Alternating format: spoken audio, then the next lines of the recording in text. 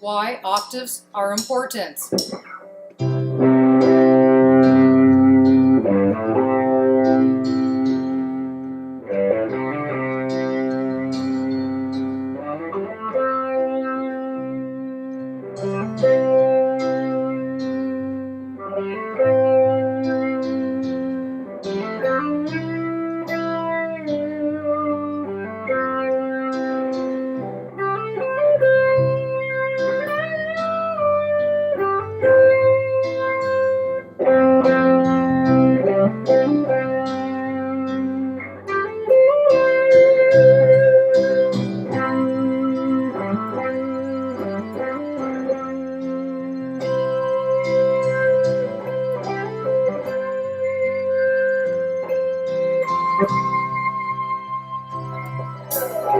Okay, so you guessed it. Today's video is about octaves, and that is how to connect ideas using octaves. A lot of times you don't really know enough about the neck yet that you can play all over the place, yet you want to. And consequently you get stuck, let's say, in one pattern or with one lick, and a lot of students come to me and they say, if I hear myself playing that lick one more time, I'm going to shoot myself. Don't do that. I want to give you some simple ways to get out of that conundrum. I'm going to give you a little exercise that will allow you to connect octaves. There's actually a little shape that you can create into a pattern that will help you to identify the octaves within one playing position. Okay, here's the first octave we're going to play. This is a G on my 6th string, 3rd fret. I'm playing it with my first finger. The octave to that note within one playing position is right here on the 4th string, 5th fret. All right. Now we go to the 5th string, 3rd fret. This happens to be a C. The octave to that note is on the 3rd string, 5th fret, 3rd finger. There we go. There's the octave to this note. Play these along with me as you learn them. Okay. Now we go to the 4th string with our index finger, 3rd fret. We're staying on the 3rd fret the whole way up here. Index finger, 4th string, 3rd fret. Pinky, 2nd string, 6th fret. That octave, by nature of the way the guitar is tuned, is a little wider to play than the other two. There's your octave. Then we go to the 3rd string, 3rd fret with our first finger. And then our pinky, 6th fret, 1st string. That's a B flat, that's a B flat. Or A sharp. So, here's the first half of this octave exercise. There's that first octave. You can go back if you need to look, because you need to play this along with me. Okay. Here are the descending octaves in this same position. I take my first finger, I put it 3rd fret. The lower octaves are contained 2 strings apart instead of 1 string apart. So I've got my ring finger on the 4th string, 5th fret. Right? Then I go 1st finger, 2nd string, 3rd fret. I skip 2 strings and I go 3rd finger, 5th fret. Then 1st finger, 3rd string, 3rd fret. Because I'm going to my E string, you don't have to know why now. I have to increase this by a half step. My pinky is going to play on the 6th fret. Here are your descending octaves. All right, 1st string, 4th string, 2nd string, 5th string, 3rd string, pinky. All right. So here we have ascending and descending all in one position. But what we're training our fingers to do is no matter what note we're playing, we can see where the octave of that note is. By finding the octave of my idea, that was my stepping stone out of my funk of playing in one area. Even if it's a full lick that you know, let's say you know some cool little G lick, right? And you're hanging out here and you're in the same funk you've always been in, but I know right away if that's my root of my idea, right? I can start playing here even if I only know one note.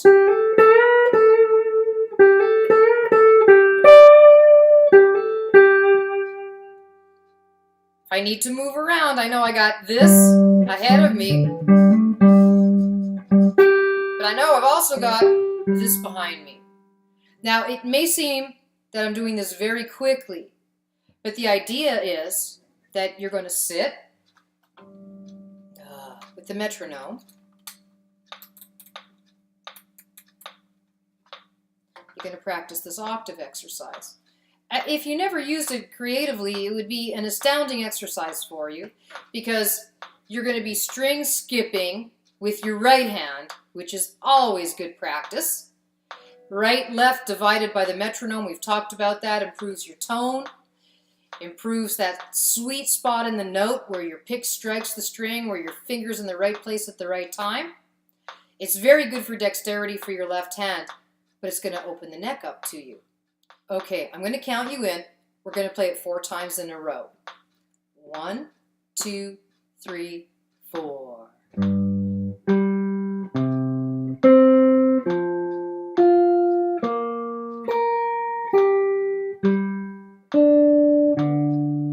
Here we go again. Ascending. There's 4 of them. Descending. 3rd time.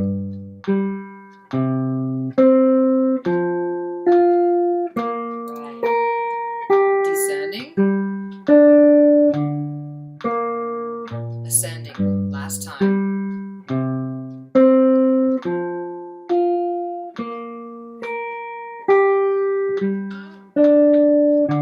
There you go.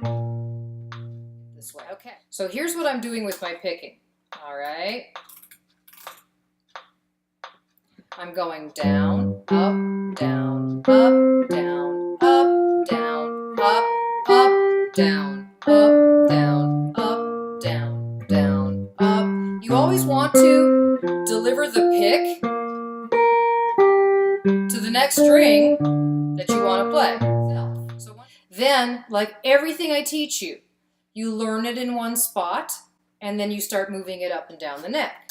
So you have a couple of options with that. You can do it where you ascend and descend in the same place, right, before you move.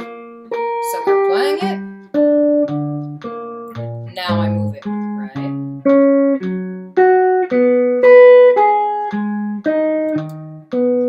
Your next option after that is going to be to play it half step up. Half step up.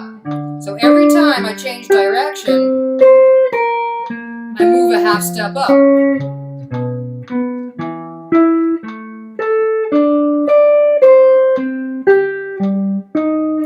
That should disorient you a little bit. Point. Eventually, you're just going to have this so that the octaves are right under your fingers. But if you only know where one G note is on the neck, that could be a problem if you're playing in G and you don't have a big visualization of your neck yet. So, with this exercise, once your fingers automatically click into where the octave of any note is, you can find every G on the neck. So, I know I've got my open G string. We know that. So, we have, here's our first G. Well, my finger automatically goes to the octave of that note. I also know from my octave exercise, there's another G here for my descending octave. I just found 3 Gs using 2 of my octave shapes. Okay, now I put my first finger on the G that's furthest up the neck, because now I know Pavlovian, my finger's going to automatically go to the octave of that note. Because I've been working on my exercise, I know when this finger's on my D string where this octave is. There's a G, there's a G. Okay, I put my first finger on that note. Instinctively, I know where the octave is because I've been practicing this exercise. Okay, I put my first finger on that G. There's the octave. I put my first finger on that note. I know whatever is on one E string is always on the other, but I also know from my octave exercise that there's the other G. Put my first finger there. I'm back to the octave of where I started, but there's more. I put my first finger on the G the furthest up the neck. I've just located all the G notes that I can press down on my neck. That's quite a feat if you know not very much about your neck and you're trying to get out of a rut where you're always playing in the same area. Because at the beginning I played a very simple solo and it was just based on a simple lick, but then I kept displacing it an octave. And every time you displace an idea by an octave, something else will occur to you. Something else will be sweet under your fingers. So enjoy, and then grab a backing track and take a simple note, which is what I did at the beginning, and I just took a simple lick and displaced it by octaves. So now when I do this again, you're going to see what I did. So it's not rocket science, it's just really pretty music. So there's my C. My ring finger instinctively knows that that's the octave, so my brain sees it. Right away I'm out of that one spot I was in before. Got a great string bend here. Here's my root. Sweet notes here, right? Instinctively.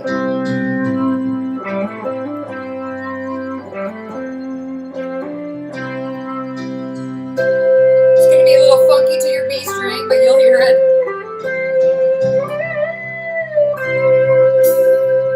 Here's my octave.